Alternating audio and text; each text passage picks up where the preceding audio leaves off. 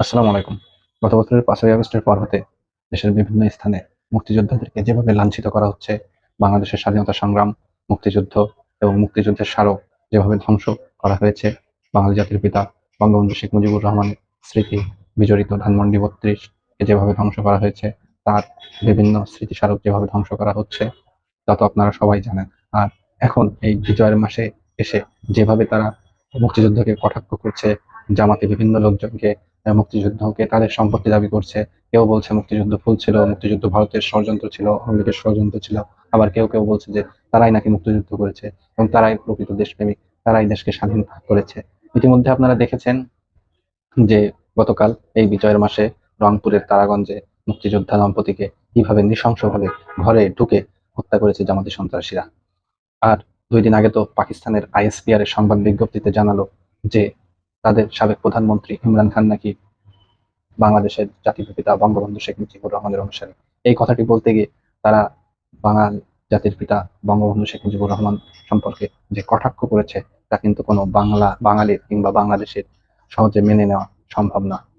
তো যে চিত্রটি স্ক্রিনে দেখলেন তার প্রথমটি হচ্ছে ঢাকা বিশ্ববিদ্যালয়ের শহীদ সার্জেন্ট জহুরুল হক হলের ফটকের চিত্র। এই যে তারা বাংলাদেশের মুক্তিযুদ্ধকে কটাক্ষ করছে, যেভাবে ছোট করছে, তার প্রতিবাদ স্বরূপ শহীদ সার্জেন্ট জহুরুল হক হলের শিক্ষার্থীরা তাদের প্রভুদেশ পাকিস্তানের পতাকা সংবলিত স্টিকার হলের গেটের মেঝেতে সেটে দিয়েছে। আমি সাধুবাদ জানাচ্ছি যে এখনো ঢাকা বিশ্ববিদ্যালয়ের অভ্যন্তরে মুক্তিযুদ্ধের পক্ষে শক্তি আছে, যারা মুক্তিযুদ্ধে বিশ্বাস করে, বাংলাদেশে বিশ্বাস করে, বাংলাদেশের স্বাধীনতায় বিশ্বাস করে।